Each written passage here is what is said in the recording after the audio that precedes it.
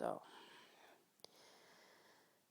another question on ideas of unity, on what it is, why fear, etc., etc.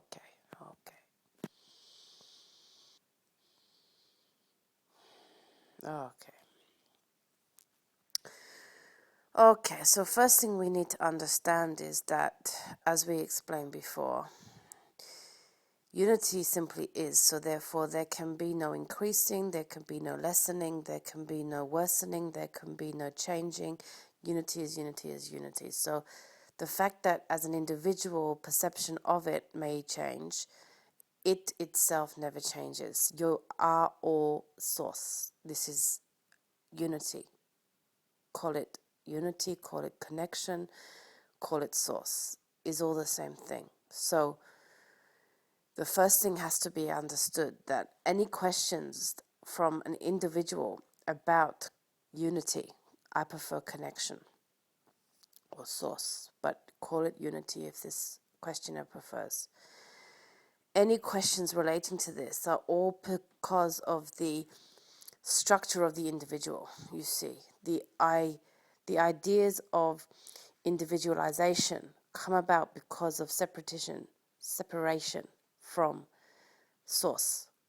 This occurs in the moment of birth. This occurs from the moment of becoming physical. So you are identifying, if you like, the very nature of what it means to be human by asking such questions, because unity is the source. Unity is the energy. Unity is the force of all, of which all human beings are part. But you see, when you become physical being, you separate from source, still maintaining your essence of source, but you separate from source in order to become individualized species of being.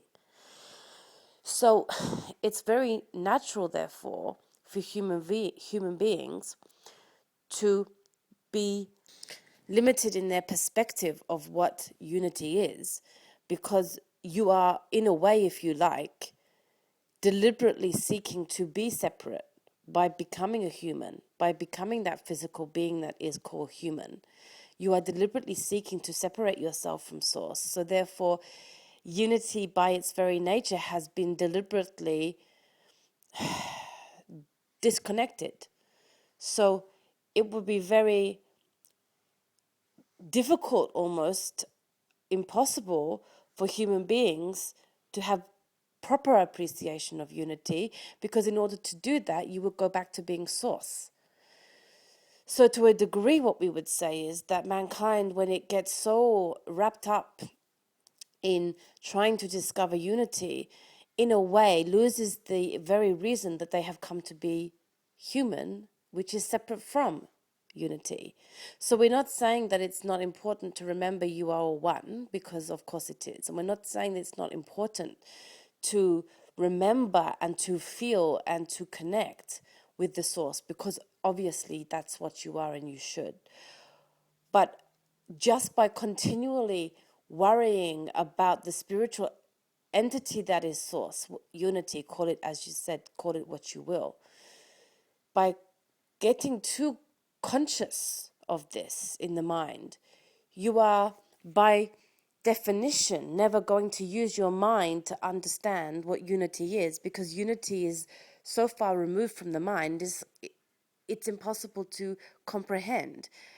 We said in the last talk that we gave on unity that unity is best done experientially through the heart, because that's the closest as a human being you can come to understanding what unity is, connection, source.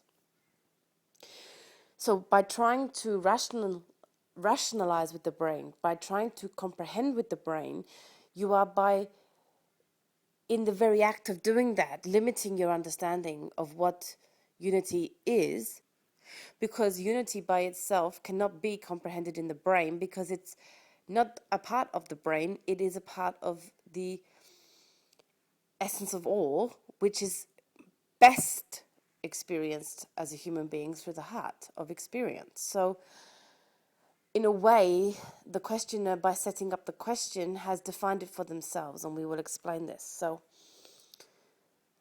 what is there to overcome? Well, first of all, we say there's nothing to overcome, because unity is what unity is, and you cannot escape it, you cannot alter it, you cannot change it. You don't have to believe in it for it still to exist. Let's put it that way. You see, because, you are what you are, what you are. Everything is what it is, what it is. I am what I am, what I am. And just because somebody can't comprehend it, can't get their head around it, can't quite distinguish what that really means, doesn't make it less of what it is, if that can be understood. So that's the first thing. So in that respect, with love, there's nothing to overcome. Just because an individual can't comprehend doesn't mean it changes, doesn't mean it's diminished, doesn't mean it's disappeared, doesn't mean it's in any way altered. Unity is unity. Okay, so that's the first thing. Second thing is, okay, the fear of unity. Well, as I've just tried to touch on, it's almost normal. And I'll say fear of unity, that's different, we'll talk about that. But you see, this separatism, this separation that mankind experiences, you came to experience it. You see, if you wanted to just be unity, because being is unity, not experiencing, not all those words, just being. If you came to be unity, you would have stayed in source. That's not what you want. You wanted to come and experience what you have called life. So you can't, therefore, then expect to experience full unity when you are in human form. It's just not possible. There are people who have approached it, of course. But may we say that many people who have spent lifetimes trying to retouch their unity have missed out on the purpose of being here for life. So we would really not like people to spend their entire existence on earth contemplating, worrying, and trying to get back to unity, when actually unity is what you deliberately separated from in order to experience life in the human form. Now, this does not mean that we mean that you should ignore unity, and it does not mean that we don't wish you to understand what you are is what you are, because in that understanding, as best as a human being can understand it, is helpful and beneficial to mankind, because that way you start to remove barriers. You start to appreciate that which you have. You start to understand the nature of what it is, life. And I'll touch on that in a minute. But to spend so much of one's existence on earth trying to recapture unity, you had it, you were it, you will be it again. For this I am sure. Okay. So you don't have to spend what short time, for really it is a short time. The short time you have in a physical form, trying to get back to that which you are eternally. Can we put it that way? Not to say that it isn't important to have a comprehension in whatever way you can manage of unity. You are all the same thing, not just humans, but everything on planet Earth is source. Every thought, we said this in the last talk. You cannot fully comprehend unity. You're not meant to. If you fully comprehended unity, I'm not sure it would be possible to maintain existence as an individual human being. I'm not sure it would be possible. If you really experienced what unity is in a human being form, I believe in that moment you would probably cease to be human being form, because unity is all at the same time, beyond imagination, beyond comprehension, beyond words which I'm struggling to find in order to help this questioner. So we would like people to understand that when we say you are source, you are the very nature of existence. You are the very being of all creation. You are everything that ever has been and ever will be. Now, allowing yourself to feel that more than to think it, as we said in the last discussion on unity, to try and comprehend in some small way that your partner's thoughts are your thoughts, that your children's laughter is your laughter, that your tree's fruit is your fruit, can be beneficial and helpful for comprehending, understanding how this world works. That being said, to truly try and be one again with the source that you were is not what you're here for. And many people get lost in the spiritual drive, the spiritual need. But there is no need to be essence again while you're in physical form. You already are it, you see. You already are it, and there can be no loss of it, even if you don't understand it, even if you don't comprehend it, even if you don't, can we say, feel it. You still are it, and I guarantee to you that when your time here on this planet is over, you will return to it again and be it once more. And then you will feel everything that you are seeking to feel now. So we understand the spiritual quest. It's there because you are a spiritual being. All people are spiritual, and it's almost the duality of the being, you see. The duality of the being, spiritual and the physical. The problem we have had for so long in spiritual circles, for so many people, is that human, you see, were on low vibrational plane. They were coming at a low vibrational part of the planet's history. So they were naturally seeking, because you are spiritual in your essence, you are source in your essence, which is beyond high vibration. So therefore, you were aware that those live vibrations are completely mismatched to the high vibrational being that you actually are. So the spiritual quest is one of man for many, many years, because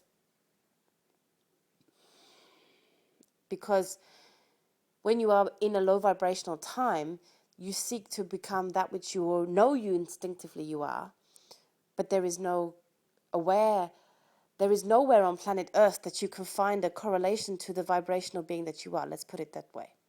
Now you see, so for a long time, the only way to match those vibrational experiences of that which you are, the source, was to go on a spiritual quest, to become spiritual being again, to become essence, source again. I'm not going to tell you that that is the real purpose of life. I can't tell you that, because it's really not. Your purpose on life is to rejoice in life. You will be unity again. You will be source again. This is fact. You will feel nothing but unity for eternity. So your time on earth cannot be about achieving that which you already have. Do you see? What would be the purpose of life if all it was for was to recreate that which you already are? Now, we don't say that people on spiritual quests have wasted time. Of course not. We said vibrationally the planet and the people have been so mismatched to the essence of what you are that so many people came aware of this vibrational mismatch and could not live in that space. So that spiritual quest had to happen because they were constantly seeking to find a vibrational match to the source that they were. But you can never find a vibrational match in a physical form to the source that you are. Because in order to find the vibrational match to the source that you were, you would have to be source again.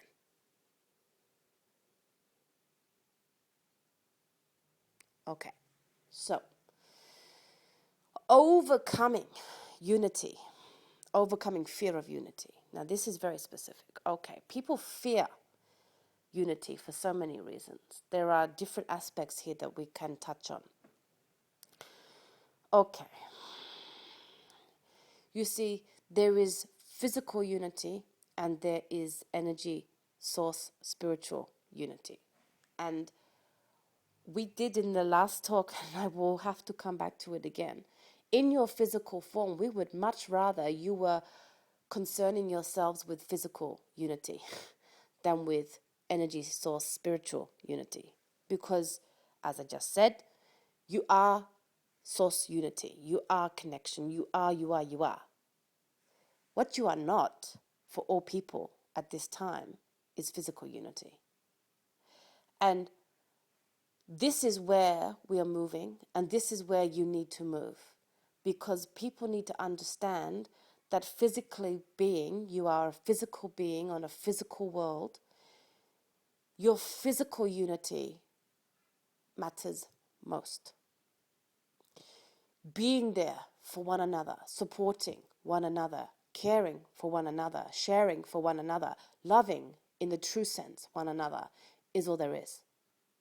When you get to that part, when you get to that physical unity, all your troubles on planet Earth will cease. Or without any other further spiritual quest, can I say. So I'm not going to sit here and say spiritual unity isn't important. It's almost too important that you can't expect to have it as a physical being, because you are here for a different purpose.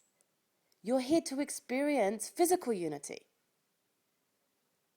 So that is where focus should be. I'm not saying you can't get there through an understanding that you're a spiritual being. You will only get there through understanding that you're a spiritual being. But trying to achieve spiritual unity takes people separated even further from the physical unity you're here for. So fear of unity for mankind most of the time is through physical unity. Either with one person, what you will call intimate relationship, or with many people, what people call a social problem, or what you can call global, where people are disconnected from global. This is where mankind needs to focus. Your physical unity as human beings. Because when you achieve unity physically with one extra special intimate person, with a whole group of people, or with a nation of people, and with a global planet of people, you are being unity of spirit. So, fear of unity in the physical form is the pain that human beings often suffer when that unity becomes disunity. So you don't have a fear of unity in the physical form. What you have a fear is of that unity becoming disunity, disuniting, leaving you alone again. So what we say is, if you understand spiritually you're one, you are never alone anyway. Now that's helpful to help you be physical unity, but it's not in place of it. You can't find your place on this planet by just relying on spiritual unity and never chancing, let's call it that, chancing physical unity. Because you see, you're here for physical unity. Be it one person, a group, a nation, a planet. It's all the same. And when you realize that if you have chanced unity with one person or with a group or with friends or with a nation, and they have seemingly disunited from your unity, you need to go into yourself and understand that that disunity was only ever created within you. This is very difficult for humans to accept, because we are so used to projecting outwards that what happens to us is outside in. What we have to understand is everything starts inside out. I'm not going to get into any discussion in this instance, not to say I won't another time, of what that means if people are abusive to you, people are rude to you, etc., etc., okay? What I'm saying is start by knowing that all experiences on humans starts from the inside out. It's what you put out that what comes in. So therefore, if you have experienced the pain of disunity, either in specific person, in a group, in nation, and people have experienced disunity in nations when people are cast out of their nation for one reason or another, labeled somebody who is not welcome in that nation. What do you think that is? That's disunity on a huge scale. But it's disunity. So anything that contributes to a feeling of disunity comes from inside out first. So you must always start on the inside. You must always start with inside me. What am I putting out to experience this disunity coming into me? Once you are aware that you are creating your own existence, you are creating your own experience, you are the only creator of your experience, you need to have no fear of disunity again, so long as you are aware that you are in control. Because if you're not putting disunity out, it cannot come back at you. So if you chance unity and you find yourself in disunity, we would say the person that you think has disunity towards you is actually your creation of disunity inside you. Start on the inside. Get that unity on the inside. And you cannot experience disunity on the outside. It's not possible in a physical world that you live in.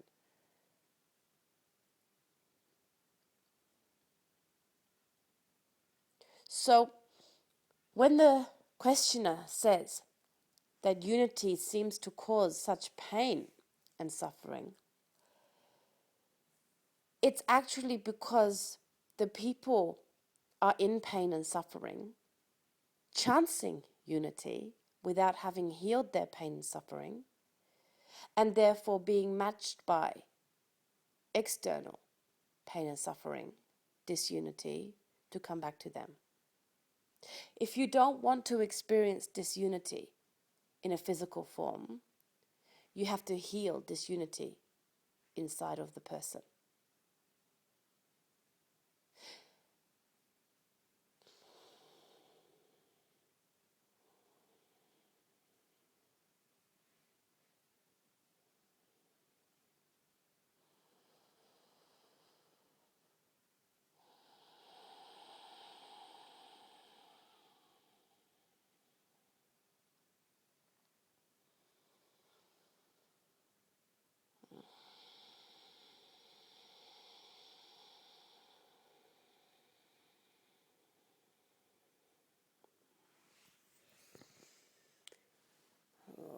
Okay.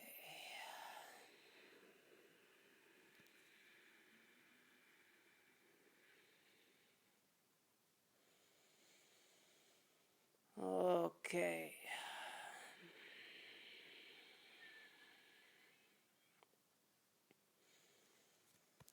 My name, for want of name, is Shong. My first time talking here. I come for this question because I have something to say. Pain is not to be feared. Pain is the comprehension of what joy it is to be alive. If you fear pain more than you fear joy, you are not alive. When baby born, it has no fear. It come with one vibration, love. It is, it only is love.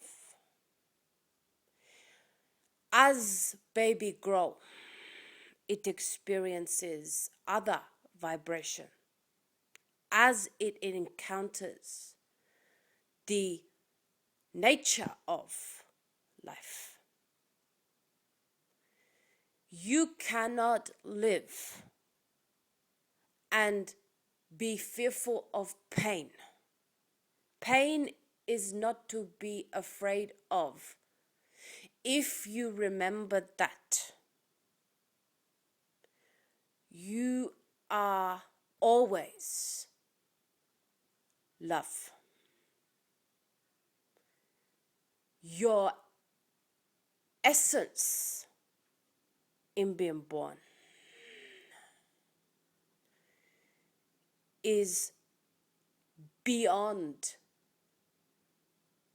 fear. If you choose to allow fear to control your life, you are not alive. You came to live, to love. In the passage